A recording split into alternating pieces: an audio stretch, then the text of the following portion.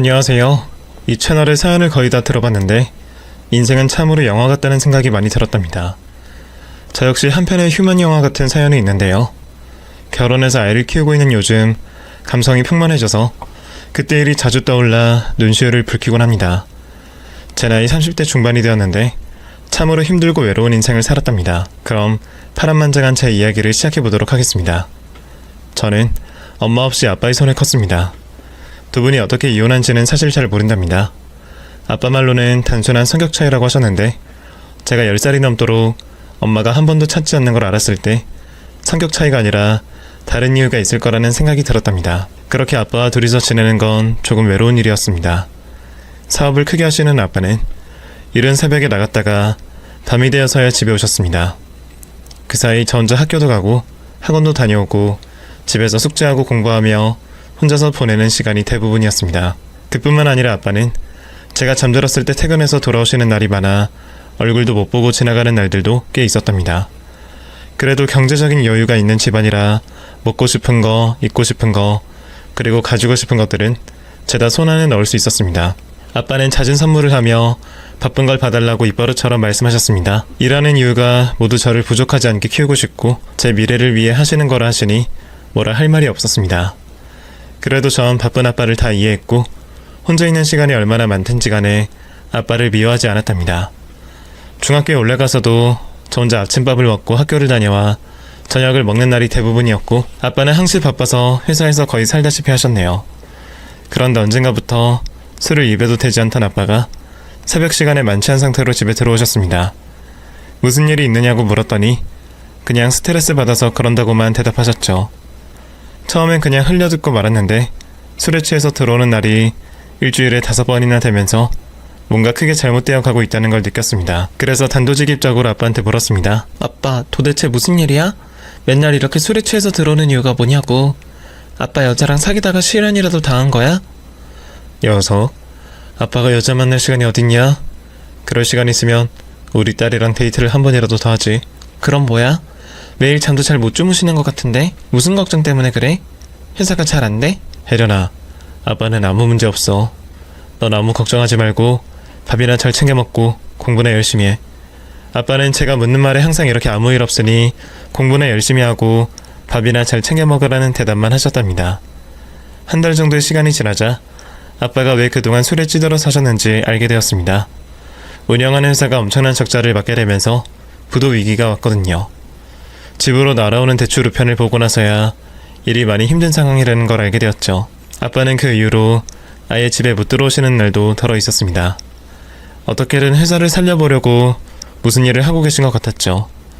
그런데 한 달이 더 지나자 아빠의 회사는 산산조각이 나버렸는데 모든 책임자인 아빠가 많은 빚을 떠안게 되셨습니다. 학교와 학원을 갔다가 집에 갔더니 집안 구석구석에 빨간 딱지가 붙어 있었고 식탁 위에는 집이 경매로 넘어간다는 경고장이 놓여 있더군요. 상황이 매우 심각한 상황인 걸 인지한 저는 아빠한테 작은 월세든 고시원이든 상관없으니 더는 마음고생 그만하고 모든 걸 내려놓고 떠나자고 했습니다. 그러자 아빠는 고개를 가로저으며 말씀하셨습니다. 나의 공주님 혜련아, 아빠가 좀 떠나 있어야 할 것 같아. 일이 생각보다 복잡해져서 해결해야 할 게 많거든. 아직 중학생이 너를 두고 혼자다는 생각하니 마음이 아프구나. 뭐라고? 떠나긴 어딜 떠나. 아빠 회사가 얼마나 잘못됐길래 이러는 거야? 제발 속 시원하게 말을 해줘. 그러자 아빠는 회사가 망하기 전 은행 대출은 물론 이금융, 상금융, 사채까지 모두 끌어다가 부도를 막으려고 하셨대요. 거기서 발생한 빚을 갚는 것도 어려운 일이었는데 아빠에게 투자한 투자자들이 모두 들고 일어나서 고소를 했답니다. 당장 투자자들에게 돈을 돌려주지 않으면 감옥에 가야 한다고 말씀하셨습니다. 드라마에서나 보던 일이 저희 부녀 앞에 닥치게 된 거죠. 아빠가 모든 걸 솔직하게 고백하자 저는 아무런 대답을 할 수 없었습니다. 아빠 대신 감옥에 갈 수도 없었고 그 많은 돈을 대신 갚아줄 능력이나 재량이 없었으니 입이 굳게 닫혀버리더라고요. 그래도 포기하면 안 될 것 같아 친척들한테 돈을 빌려 옥살이만큼은 피해보자고 했답니다. 아빠 고모네 돈 많잖아. 아빠가 도와준 게 한두 푼이 아닌 거 다 알고 있어. 고모한테 말해서 그동안 아빠 덕본 거 갚아달라고 그래. 혜련아, 벌써 말해봤어. 그런데 고모도 자기 코가 석자라서 도와줄 수가 없다는구나. 거짓말. 내가 얼마 전에 고모 딸을 봤는데 머리부터 발끝까지 비싼 명품을 들고 있었어. 아빠 덕에 식당도 크게 차리고 돈도 잘 벌고 있는 게 분명하다고. 아빠한테 빌붙어서 돈을 그렇게 뜯어가더니 아빠가 어려졌다니까 바로 무시해버리는 거라고. 혜련아, 어른들은 다들 이래. 사람들은 원래 받는 것만 할 줄 안다고. 네 고모 이야기는 그만해라. 혜련아, 아빠 없는 동안에 혼자 지낼 수 있겠어? 사회 경험을 먼저 한다 생각하고 알바도 하면서 말이야. 지금 그게 문제야? 나는 혼자서 얼마든지 지낼 수 있어. 나 야무진 거 아빠도 잘 알잖아. 그런데 아빠는 진짜 감옥에 갈 생각이야? 돈 갚을 방법이 전혀 없는 거냐고. 저는 어떻게든 다른 방법을 찾아보라고 일러주었습니다. 그러자 아빠는 담배 한 개비를 입에 물고 한숨을 연신 뱉어내기만 했답니다. 그러자 그 투자자들의 소송으로 재판을 받게 되었는데 사기죄가 성립되었습니다. 우려했던 감옥살이를 해야만 했죠. 아빠는 마지막까지 제 걱정을 하시며 미안하다는 말을 하시며 감옥에 끌려가셨습니다. 제가 아무것도 할 수 있는 게 없어 가슴이 무척 아팠죠. 집이 경매로 넘어가 저 혼자 고시원에 들어가 지냈습니다. 몇 달 버틸 수 있는 비상금이 있어 한동안 어떻게 살아야 할지 생각하며 학교를 다녔습니다. 일주일 동안은 별일 없이 지냈는데 이후부터는 사채업자들과 신용정보회사에서 저를 찾아왔습니다. 아빠가 진 빚을 저에게 갚아야 한다고 하더군요. 이에 저는 학생 신분인 제가 할 수 있는 게 없다며 손사래를 치며 도망가려는데 빚쟁이들은 제가 어리든 말든 전혀 상관하지 않더라고요. 특히 사채업자들은 매일 제가 지내는 고시원 앞에서 허구한 날 죽치고 앉아서 돈 달라고 노래를 불렀습니다. 어이 꼬맹이, 왜 아직도 돈을 안 갚는 거야? 어? 네 애비가 진 빚은 네가 갚아야 돼. 여기 차용증 보이지? 부모가 갚지 못하면 자식이 대신 해서라도 갚아야 한단 말이야. 네 애비가 감옥에 있으니 돈 받을 사람이 네가 되는 건 아주 당연한 결과라고. 우린 법에 어긋나는 짓을 하고 있는 게 아니니까 허튼 생각하지 마라. 어? 이봐요 아저씨들, 저를 보세요. 교복 입고 학교 다니는 학생이 무슨 돈이 있겠어요? 그리고 고시원에 사는 거 뻔히 알면서 전대 돈 날 구멍이 있다고 판단하시는 거예요? 아저씨들 빚은 우리 아빠가 감옥에서 나오면 다 갚아준다니까 그때까지 기다리세요. 아저씨들 돈을 무서워서 떼먹기라도 하겠어요? 아니, 네 애비는 감옥에서 몇 년이나 더 있어야 되잖아. 그동안은 빚은 계속 불어날 거라고. 우린 다 너희 부녀를 생각해서 빨리 돈을 갚으라고 찾아온 거야. 나중에 더 힘들어질 상황을 맞이하지 말라고. 전 사채업자들이 별로 무섭지 않았습니다. 남한테 돈 빌려주고 큰 이자나 받아먹고 사는 한심한 인간들이었으니 인간 이하의 존재여서 겁나고 두려울 게 없었습니다. 제가 이렇게 따박따박 말대답을 하면 사채업자는 쉬운 길이 있다며 제안을 하더군요. 이봐 꼬맹이, 너 조금 있으면 고등학생이지? 딱 보니까 얼굴도 예쁘장하니 학교보다 다른 데가 더 잘 어울리겠다. 내가 너 빚 갚는 방법을 찾아줄 테니까 시키는 대로 해볼래? 어? 네 예비 빚을 1년 안에 갚을 수 있는 지름길이 있단 말이야. 어때? 구미가 당기지? 이 미친 아저씨가 나 지금 나더러 술집에 취직하라는 말을 하나 보네? 이봐요 아저씨, 경찰서에 신고할까요? 이 비계만 득실한 돼지 새끼야? 지금 나한테 한 말은 법적으로 확실히 문제가 있어 보이는데 한번 된통 당해보실래요? 아, 이년은 성격이 진짜 더러워. 어? 어린 년이 왜 걸레를 물었는지 툭하면 반말에 욕짓거리니. 야, 우리가 봐주는 것도 이번 달이 끝이야. 다음 달부터는 우리도 우리 식대로 돈을 받아낼 거라고. 니년을 어디 팔아넘기든지 해서 돈을 싹 다 받아낼 거라고. 개자식들, 당장 꺼져. 한마디만 더 하면 협박처로 콩밥을 먹일 거야. 사채업자들은 키득거리며 다음에 만나는 날은 저희 새로운 인생이 시작될 거라는 말을 남기고 떠났습니다. 이에 저는 언제까지 아빠의 빚 때문에 이러고 살아야 하는 생각이 들더군요. 그래서 삶을 재정비하기로 했습니다. 일단 학교에 저퇴서를 내고 살고 있던 고시원 방을 빼버렸습니다. 여기서 빚쟁이들에게 시달리느니 학교 때려치우고 아무도 모르는 곳에 가서 혼자 뭐라도 하면서 사는 게 낫겠다 싶었죠. 그래서 얼마 뒤 고시원에서 짐을 챙겨 나오는데 사채업자들이 문 앞에 있더군요. 이년아, 우리가 호구로 보이냐? 니년이 이렇게 튈까봐 고시원 주인한테 미리 말해놨었다. 저 영감탱이한테도 우리가 돈을 빌려줬었거든. 우리가 이자를 깎아줄 테니 니년이 도망갈 기색이 보이면 바로 연락하라고 했지. 이제야 좀 머리가 돌아가니? 너 우리 손바닥 위에 있어. 도망 같은 건 꿈도 꾸면 안 된다는 소리다, 꼬마야. 그렇게 돈 갚는 게 어려우면 우리 말대로 지름길을 택하란 말이야. 어? 어때? 지금이라도 같이 가볼래? 저리 비켜. 이번에는 진짜 경찰서에 신고할 거야, 이 돼지새끼들아. 신고해라. 우린 정당하게 빚을 받으러 왔다고. 경찰 불러도 아무것도 해결 못하고 떠날걸? 이년아, 그러니까 내가 말한 대로 쉽게 돈 갚는 길로 가자고 했잖아. 어? 고시원 방 뺐으니까 우리랑 같이 가자. 일자리 바로 줄 테니까 말이야. 이거나. 당신들 이거 다 범죄야. 당장 내 몸에서 손 떼라고. 지랄 말고 조용히 따라와라. 안 그랬다가 확 대시게 패줄 테니까. 사채업자들은 제 양팔을 잡고 술집에 데려가려고 하더군요. 저는 이대로 가만히 있으면 진짜로 남은 인생을 종치고 말 것 같아 탈출하기로 마음먹었습니다. 건장한 사내들을 어떻게 빠져나갈지 궁리하는데 주변에 도와줄 만한 사람이 아무도 보이지 않았습니다. 사채업자의 시꺼먼 자동차 뒷좌석이 열렸는데 거기에 타면 돌이킬 수 없는 일이 벌어질 걸 확신했습니다. 전 반드시 도망가야 한다는 걸 깨달아 초인적인 힘을 냈습니다. 두 팔은 사채업자들에게 잡혀 있었지만 두 팔은 자유로웠죠. 언젠가 남자들의 급소를 걷어차면 한 방에 주저앉게 만들 수 있다는 걸 들은 것 같아 바로 두 사채업자의 급소를 발로 걷어찼습니다. 그러자 순식간에 남자들은 바닥에 자빠져서 대굴대굴 굴렀습니다. 저 미친 게 거시기를 찼어. 씨. 와, 일어나질 못하겠네. 야이씨, 야, 너 거기서 움직이지 말란 말이야. 진짜 너무 아파서 움직이질 못하겠네. 닥쳐. 진짜 고자되기 싫으면 가만히 자빠져 있어라. 확 쌍방울을 조져볼라.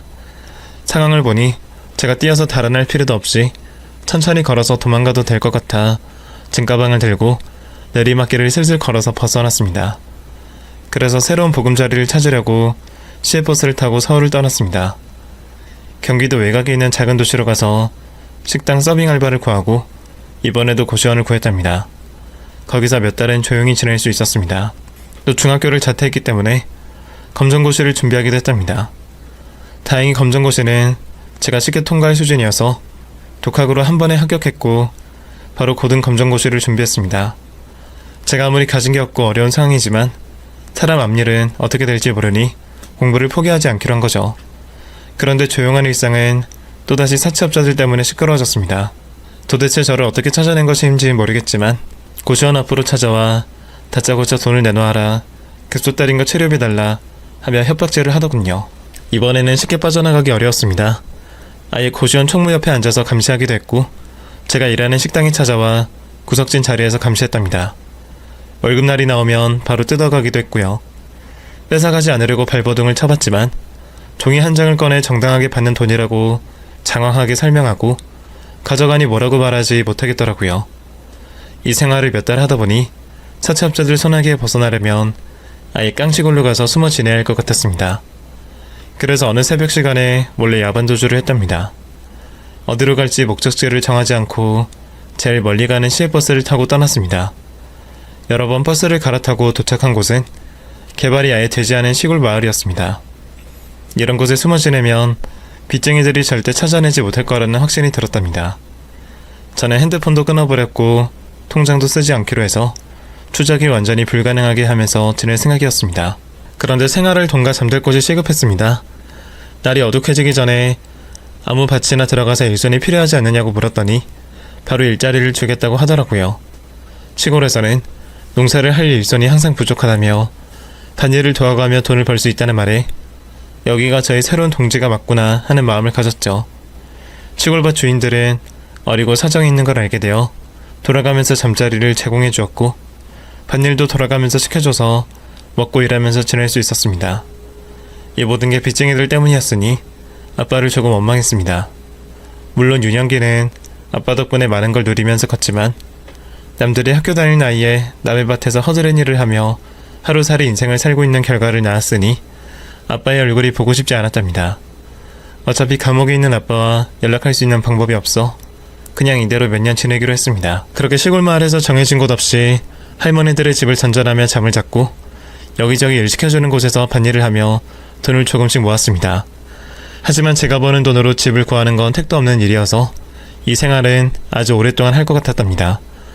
그런데 마을에 저에 대한 소문이 돌자 누군가 저에게 보금자리를 공짜로 주겠다고 했습니다.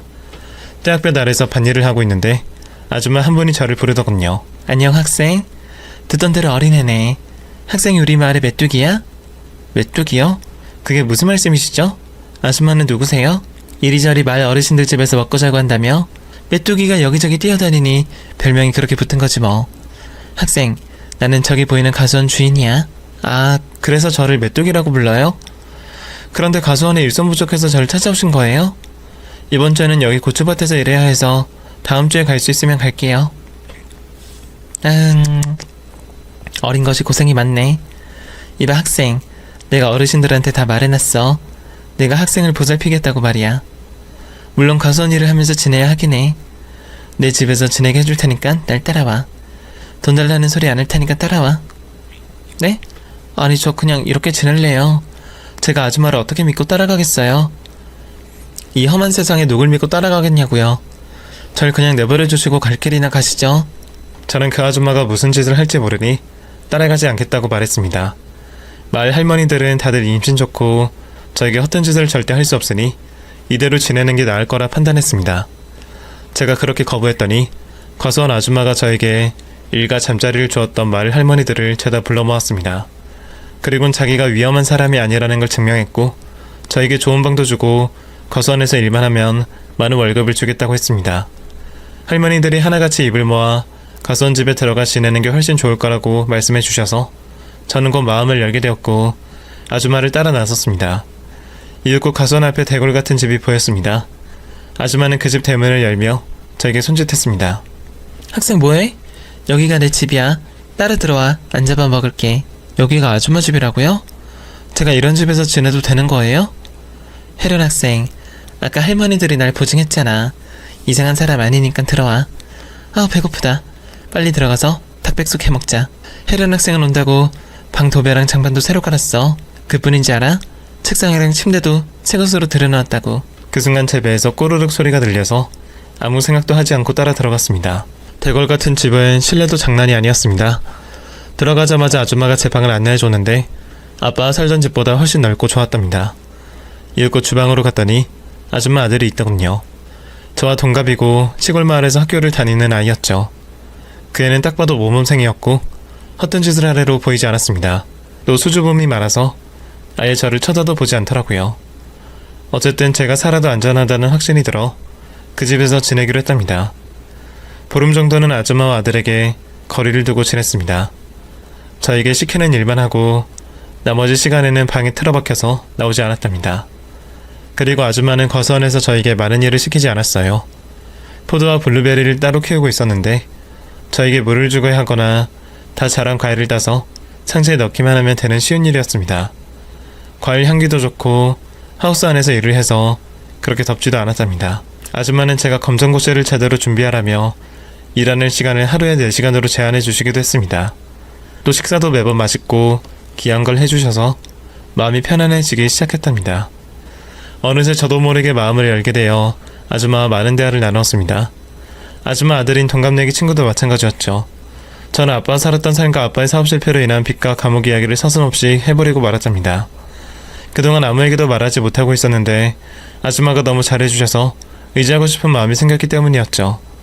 아줌마는 제 사연을 듣고 보듬어주고 안아주셨습니다. 또 감옥에 있는 아빠에게 편지라도 한 통 보내주라고 하셨습니다. 그제 아빠와 연락이 끊긴 지 2년이 넘었다는 걸 깨달았고 제 연락을 기다리고 있을 아빠가 속이 타들어가고 있을 게 사무치도록 느껴졌습니다. 그래서 편지지에 제 안부와 사랑한다는 내용을 빼곡히 적어 아빠가 계신 교도소에 붙였답니다. 한 달 가까이 시간이 지나자 아빠한테 답장이 왔었는데 당신 때문에 제가 고생이 많아 미안하다는 말과 남아있는 빚은 출소 후에 아빠가 알아서 해결할 테니 무사하게 지내달라고 하셨습니다. 또 아빠로서 부끄럽고 면목이 없다며 가슴앓이 하는 말들을 수두룩하게 적어 제 마음을 아프게 하셨답니다. 그래서 가끔 아빠와 편지를 주고받으며 지냈는데 이듬해 제 나이 19이 되었을 때 출소를 하게 된다고 편지를 보내셨습니다. 이제 아줌마 집을 떠나야 할 때가 온 건가 싶어 다음 내용을 읽어보았는데 아빠는 빚 갚을 돈과 저희 부녀가 함께 살 목돈을 빌려서 원양어선을 탈 계획이라는 이야기가 쓰여 있었습니다. 그래서 저더러 시골에서 조금만 더 참고 지내달라고 편지를 마무리하셨습니다. 사실 저는 과수원 아줌마 집에서 뭔가 마음이 편하도록 아주 잘 지내고 있어 크게 걱정될 건 없었어요. 다만 신세를 너무 오래 지고 있는 것 같아 죄송한 마음이었습니다. 고등 검정고시를 통과하고 아줌마의 조언대로 수능 공부를 하고 있었는데 아줌마들이 꽤 똑똑해서 그 애한테 공부를 많이 배웠답니다. 혜련아, 이거 또 틀렸잖아. 내가 아까 가르쳐줬는데 또 틀리면 어쩌자는 거야. 너 바보냐? 야 박성은, 너 혼날래? 이게 어디 누나한테 바보라고 해. 누나 같은 소리 안 해. 너랑 나랑 동갑이야, 이 바보야. 내 생일이 한 달 빠르거든. 옛날 조선시대 같았으면 나한테 누나라고 불러야 한다고. 아유, 그래도 잘났어. 야, 너 이런 실력으로는 대학 가는 거 어렵겠다. 아무래도 엄마한테 말해서 가수원 일을 그만시키라고 해야겠어. 그게 무슨 소리야? 야 성훈아, 나랑 너랑은 달라. 나는 이제 객식구이자 이방인이라고. 공짜로 지내는 것도 죄송해 미칠 것 같은데 그나마 도움드릴 수 있는 가수원을 하지 말라고? 괜찮아. 어차피 알바들 부르기로 하셨대. 우리 수능날이 가까워져서 너한테 일 시킬 마음이 없으신 것 같더라. 나중에 우리 엄마한테 고맙다고 말씀이나 드려. 그 말을 들으니 눈물이 핑 돌았습니다. 오갈 곳 없는 저를 거둬준 것도 감사한 일인데 공부까지 시켜주고 대학까지 가게 도와주시니 이런 은연이 또 어디 있을까 싶더라고요. 그래서 전 수능을 6개월 앞두고 아줌마 집에서 공부만 했습니다. 먹고 자고 공부를 하고를 반복하며 대학을 갈 꿈을 그렸죠. 그런데 문제가 또 있었습니다. 대학은 무슨 돈으로 갈 것이며 수도권에 있는 대학에 합격하면 무슨 돈으로 자취를 해야 할지 걱정이었습니다. 이에 성훈이는 일단 합격부터 하고 그런 고민을 하라며 바보 같은 제 머리에 영어 단어 하나라도 더 넣으라고 충고해 주었습니다. 그렇게 6살 뒤에 성훈이와 같이 수능 시험을 보게 되었는데 보통의 점수를 받았습니다. 수도권에 가서 지낼 걱정을 버릴 정도의 점수였죠. 아줌마는 제 점수를 보시고는 시골과 멀지 않은 대학에 가라고 조언해 주셨습니다. 그래서 저는 얼마 떨어지지 않은 곳에 대학에 입학을 하게 되었고 친구 성훈이도 똑같은 대학에 조금 더 붙어 더 좋은 학교에 들어갑니다. 그렇게 잘난 척 하더니 제 머리와 도찐 개찐이었던 거죠. 여하튼 대학 입학을 하긴 했지만 등록금을 내지 못할 것 같았습니다. 그동안 모아둔 돈이 있긴 하지만 그거로 대학을 다니고 용돈을 쓰기에는 턱없이 부족했거든요. 그래서 바로 휴학을 하고 가수원 일을 더해서 형편이 나아지면 학교에 다닐 생각이었습니다. 그런데 아줌마가 저 몰래 등록금을 내주셨습니다. 혜련아, 너 휴학 처리 취소됐다. 아줌마가 등록금 냈으니까 그런 줄 알고 대학생활 충실해라. 네? 아줌마가 내셨다고요? 왜요? 나 참 그냥 고맙다고 하면 될 것을 왜요라니. 아줌마가 장학금 준 거라 생각하고 열심히 배워. 그래서 나중에 성공하면 그때 다 갚아라. 아줌마, 저는 평생 엄마 얼굴을 모르고 살았는데 아줌마가 꼭 제 엄마 같아요. 진심으로 고맙습니다. 염치 없지만 아줌마 도움 받을게요. 여태껏 그래왔으니 이번에도 신세를 지겠습니다. 날 엄마로 생각한다고?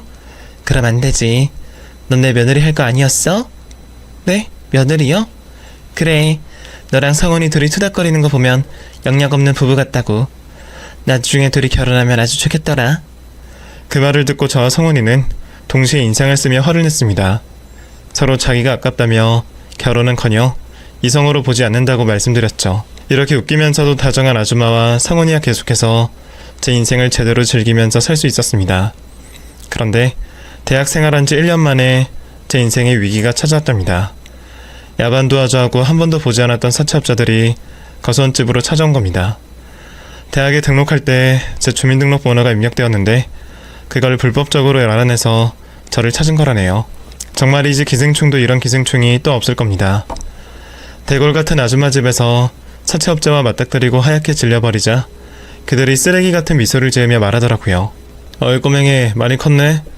이제 어엿한 대학생이지? 우리 돈 떼어먹고 대학생활 한다니까 섭섭하다. 대학 다닐 돈 있으면 우리한테 먼저 돈을 갚았어야지. 당신들 여긴 어떻게 알고 온 거지? 그리고 아빠가 출세하고 원금을 갚았다고 들었어. 그런데 여긴 왜 찾아온 거야?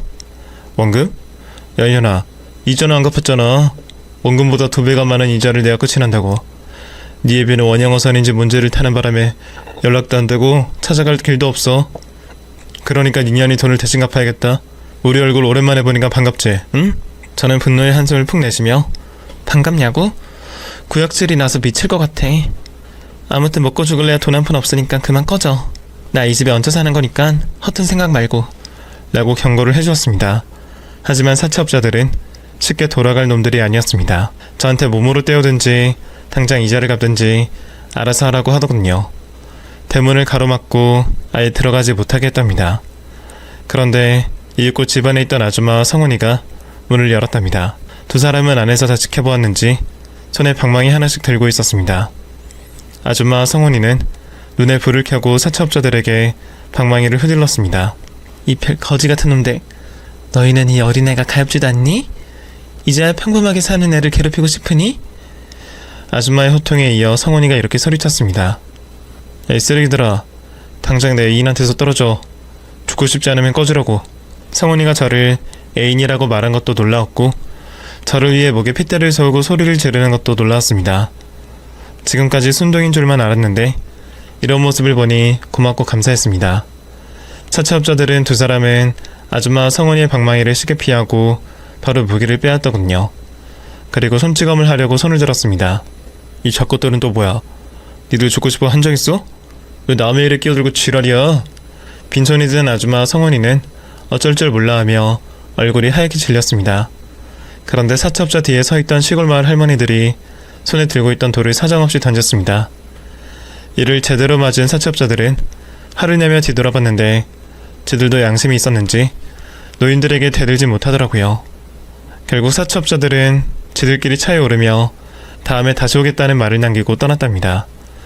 긴장이 풀린 저는 땅바닥에 털썩 주저앉아 눈물을 흘렸고 아줌마와 성훈이 그리고 할머니들이 제 등을 토닥이며 위로해 주었습니다. 사채업자들이 아무리 찾아와도 저를 괴롭히지 못하게 해주겠다며 제 마음을 놓게 해주었죠. 그때 알게 되었어요. 저의 영원한 보금자리는 바로 이곳이라는 걸 말입니다. 성훈이가 저를 애인이라고 말하고 난 뒤 며칠 후 고백을 했습니다. 처음 본 순간부터 좋아하고 있었다며 자기와 연인이 되고 싶다고 말이죠. 저야 성훈이 같은 남자를 평생 만날 수도 없고 가분한 걸 알았지만 양심상 연인이 되는 건 못하겠더라고요. 저보다 훨씬 좋은 여자를 만날 수 있는데 왜 저 같은 여자를 좋아하게 되었는지 아이러니였죠. 그래서 미안하게 되었다고 거절했는데 성훈이는 쉽게 포기하지 않았답니다. 집에서도 학교에서도 가수원에서 일할 때도 제 귀에 대고 좋아한다 사랑한다 하며 사귀자고 했고 아줌마도 그만하면 받아줘야 하는 게 아니냐고 하셨답니다.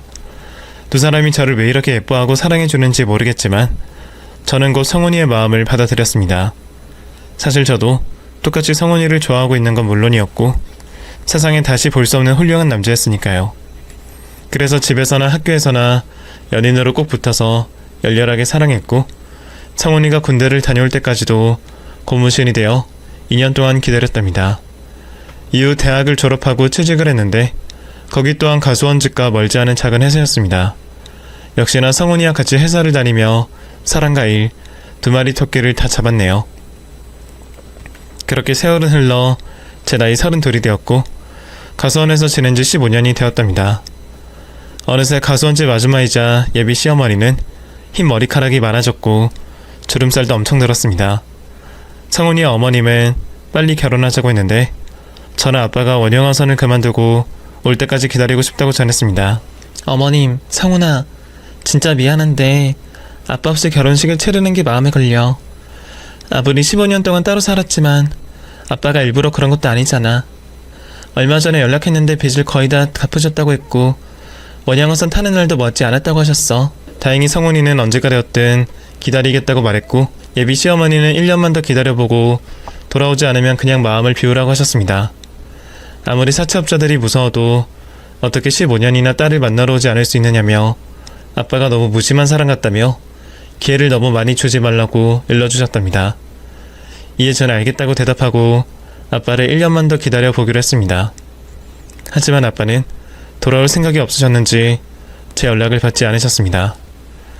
배 위에서 연락이 닿는 게 어려운 건 알고 있었지만 예비 시모 말씀대로 오랜 이별로 가족의 연이 끊어진 것 같은 기분이 들어 아빠 없는 결혼식을 하기로 결정했답니다. 저는 마지막으로 아빠한테 문자로나마 결혼 소식을 알렸습니다. 역시나 답장은 없었네요.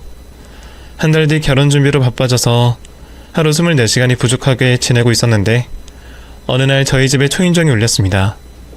인터폰으로 봤는데 아무도 보이지 않았어요. 잊고 있었던 사채업자가 찾아왔나 싶어 문을 열어주지 않았는데 계속해서 초인종이 울리는 바람에 저희 세 식구는 방망이를 들고 대문을 열었습니다.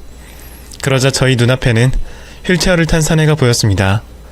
나이가 지긋이 들어 알아보기 힘든 아빠가 저를 보고 싱그란 미소를 짓더군요. 우리 딸 혜련아, 아빠가 너무 늦게 왔지? 아빠, 이게 어떻게 된 일이야? 휠체어?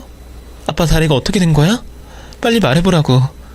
저는 오랜만에 만난 아빠를 반기지 못하고 절단된 두 다리를 내려다보며 오열하고 말았습니다. 아빠는 원양어선을 타고 일을 하던 중 그물에 다리가 끼는 사고를 당하셨답니다. 배 위에서 처리할 방법이 없어 육지까지 사흘 만에 겨우 도착했는데 안타깝게도 두 다리를 잃게 되셨대요. 그리고 병원에서 오랜 시간을 입원했고 퇴원 후에는 두 다리가 없는 모습으로 제 앞에 나타나기가 두려웠답니다. 당신이 짐이 될 거라 생각해 제 앞에 나타나지 않다가 결혼한다는 문자를 보고 제가 너무 보고 싶어서 참을 수 없어 이제야 찾아오셨다고 했습니다. 아빠와 저는 한참을 부둥켜 안고 오열했고 서로의 품에 안겨 괜찮다, 사랑한다, 고맙다 하며 마음을 서로에게 전했습니다. 그렇게 슬픔에 젖어 한참의 시간을 보내고 있었는데 제 뒤에 계시던 예비 시모가 아빠 얼굴을 보고 말했습니다. 영범아, 너 영범이 맞지? 이제 보니 알아보겠어. 응? 누구세요? 나야 나. 너희 집에서 식모살이 하던 아줌마의 딸 진숙이. 뭐야? 네가 진숙이라고? 우리 집에서 같이 살던 내 친구 진숙이? 그래. 어머, 이게 세상에 무슨 일이니? 너희 아버지가 돌아가시고 너희 집을 떠난 뒤로 엄마가 널 찾으려고 몇 년을 노력했어. 그런데 아무런 흔적을 찾지 못했단 말이야. 난 네가 죽은 줄 알았다고. 난 아버지가 돌아가시고 베트남으로 갔어. 거기 친척들이 있어서 성인이 될 때까지 살았지. 그리고 다시 한국에 돌아와서는 먹고 살기가 바빠서 잊고 지낸 것 같아. 그런데 진수가 내 딸을 15년 동안 돌봐준 게 너였어? 어떻게 이런 인연이 있을 수가 있지? 진수가 고마워. 나 대신 딸을 돌봐줘서 진심으로 고마워. 그랬구나. 외국으로 가서 찾지 못한 거구나. 이렇게 무사히 살아있었구나. 아유, 세상에. 두 분은 서로의 손을 잡고 이야기를 나누었는데 자세한 내막은 이랬습니다. 저희 할아버지 댁에서 식모살이를 했던 시어머니와 모친은 오랜 시간 할아버지 덕에 편하게 살았다네요. 그리고 할아버지가 돌아가시면서 유산의 일부를 시어머니와 모친에게 남겨주셨고 그 돈으로 지금 가수원 땅을 사서 수십 년을 살아오신 거랍니다. 저와 성훈이는 두 분의 사연을 듣고 소름이 끼쳤습니다. 저희 두 사람은 운명적으로 만날 사이였던 것 같았죠. 시어머니는 곧 아빠의 휠체어를 밀어서 집안으로 모셨습니다. 오래전 이야기를 오랫동안 하셔서 저와 성훈이는 가만히 앉아 듣기만 했답니다. 영범아, 내가 이렇게 사는 건 다 너희 아버지 덕분이야. 그때 식모살이 하던 우리 모녀에게 큰 유산을 주셔서 그 돈으로 여기 가수원 땅을 산 거라고. 아, 그렇구나. 결혼해서 이렇게 멋진 아들을 낳고 살았구나. 그럼 네 남편은? 알을 낳고 얼마 뒤에 저 세상 갔어. 큰 사고를 당해서 말이야. 그러는 너는, 우리 혜련이 엄마라는 사람은 도대체 누구길래 이혼하고 한 번도 찾아오지 않는 거니? 이렇게 예쁜 아이를 두고 어떻게 인연을 끊을 수 있느냔 말이야. 그게 딸 앞에서 말하기 좀 그런데. 아니다. 다 지난 일이고 딸아이도 컸으니 말해도 되겠어. 내 아내는 혜련이를 낳고 다른 남자 바람이 나서 야반도주했어. 그때 이후로 한 번도 본 적이 없어. 아유, 나쁜 년. 이렇게 착하고 순한 남자랑 딸을 버리고 도망갔다니. 벼락맞아 천벌맞아라. 진수가 덕분에 웃음이 다 나오네. 진수가 그런데 우리 사돈이 되는 거야? 내 딸이랑 네 아들이 결혼하는 게 맞냐고. 그래, 넌 어쩜 이리 예쁜 딸을 두고 오랫동안 찾아오지 않은 거니? 말하면 또 길어지지. 사업이 망해 투자자들이 고소해서 감옥에 다녀왔고 빚을 갚으려고 운영화선을 타고 살다가 사고를 당했지. 내 꼴이 이래서 딸아이 앞에 나타나지 않는 게 좋겠다고 생각했어. 괜히 짐이 될까봐 숨어서 지냈어. 아빠는 사고를 당한 게 7년 전 일이었고 이후에는 두 다리가 없으셔서 저에게 원양어선을 계속 타고 있다고 거짓말을 하셨답니다. 어떻게든 피하시려고 한 모양이었습니다. 제가 부모가 아니어서 이해가 되지 않았지만 시어머니는 그 마음을 왜 모르겠느냐며 아빠를 안아주시며 헤아려 주셨습니다. 그리고 사채업자 이야기가 나왔는데 아빠도 숨어서 살아서 오랫동안 보지 않다가 얼마 전 사채업자들이 저를 찾아왔다가 아빠를 어렵게 찾았답니다. 두 다리가 없는 걸 보고서도 돈을 뜯어내려고 혈안이 되어 매일 찾아와 괴롭혔답니다. 이에 골머리를 앓고 있다가 무료 변호사의 도움을 받아 해결하셨다네요. 빌린 원금과 법정 이자를 다 갚았으니 더는 돈을 줄 필요가 없다고 재판이 나서 해결되었다고 말이죠. 어쨌든 아빠는 저만큼이나, 아니 저보다 훨씬 더 많은 고생을 하면서 살아오셨답니다. 저희는 밤이 깊어가고 동이 틀 때까지도 밀린 대화를 나누느라 피곤한지도 모르고 시간을 보냈습니다. 이렇게 많은 대화를 나누고 서로를 위로해주고 나서는 곧 시어머니가 뭔가를 결심하셨는지 당신의 각오를 말씀하셨습니다. 영범아, 우리 같이 살자. 이 집에 방 많으니까 하나 넣었어. 그리고 애들도 결혼시켜서 데리고 살자. 한 집에서 다 같이 살잔 말이야. 네 아버지가 나와 돌아가신 엄마한테 해주신 것처럼 다시 한 가족으로 살자고. 뭐? 진수가 그렇게까지 하지 않아도 돼. 딸 버린 내가 무슨 염치로 여기서 지내겠어. 딸에게도 너와 네 아들에게도 못할 짓이야. 그냥 나는 혼자 사는 게 나을 것 같아. 무슨 소리야. 누가 널 짐으로 생각하는데. 혜련이 성훈이 너희들 내 친구 영범이를 짐으로 생각하니? 당연히 저와 남편은 고개를 가로저으며 절대 아니라고 대답했습니다. 그러자 시어머니는 강제로 아빠를 나가지 못하게 하셨습니다. 아빠의 거처에 있는 짐들은 이삿짐 차를 보내서 가져오겠다며 절대 떠나서는 안 된다고 으름장을 놓았습니다. 그렇게 얼마 뒤 아빠는 제가 은혜를 입은 가수원 집에서 살게 되셨답니다. 또 저와 남편의 결혼식을 마을 회관에서 작게 올리게 되었는데 휠체어를 탄 아빠의 손을 잡고 입장하는 순간 지난 15년간의 인생이 파노라마처럼 눈앞을 지나갔습니다. 힘들고 괴로웠던 일들과 가수원집 주인 아줌마인 시어머니를 만나 지금까지 무탈하고 건강하게 살아온 날들, 그리고 모자라고 부족한 저를 사랑해준 남편까지 제 마음을 울리는 생각들이 들어서 친부 입장을 하며 많은 눈물을 쏟아냈습니다. 아빠 또한 혼자서 끙끙 앓고 힘들게 지내온 시절이 떠오르고 저를 만나러 오지 못한 날들이 많이 미안하셨는지 눈물 콧물을 쏟으며 미안하다는 말만 연신하며 입장하셨습니다. 곧 남편은 손을 잡고 마저 주례전이 막까지 걸었고 100년가약을 맺고 성훈이와 부부가 되었습니다. 신혼여행을 다녀와서 저희 집인 가수원으로 돌아왔죠. 하우스 안에서 시어머니와 휠체어를 탄 아빠가 포도를 따고 계셨습니다. 그 모습이 얼마나 보기 좋던지 지난 세월이 한 번에 잊혀질 만큼 행복해 보였습니다. 저와 남편은 같은 회사를 다녔고 양가 부모님은 같은 가수원으로 가서 일하면서 1년의 세월을 보냈습니다. 그런데 계획하지 않았던 아이를 임신하게 되면서 집안은 몇 배 더 행복하게 되었습니다. 남편은 제가 무리하면 안 된다며 바로 휴직서를 쓰게 하였고 아빠와 시어머니는 저를 가수원에 발도 붙이지 못하게 하셨답니다. 이듬해 건강한 딸을 낳게 되어 3대가 한 집에 살게 되었답니다. 할아버지 때 만난 인연이 저와 남편까지 이어져서 자식까지 낳았네요. 지금 글을 쓰는 순간에 집안의 식구들을 보고 있는데 남편과 시어머니 그리고 아빠는 딸아이의 재롱을 보느라 여념이 없으시네요. 이제 저도 그만 사연의 글을 줄이고 딸아이와 식구들에게 가봐야겠습니다. 제 파란만장한 인생이 이토록 찬란해졌으니 멋진 사연으로 꼽힐만 하겠죠. 혹시 힘들거나 위로가 필요하신 분들은 제 이야기로 힘도 얻으시고 힐링을 받으셨으면 좋겠습니다. 그럼 이만 글을 줄일게요. 경청해 주셔서 감사합니다.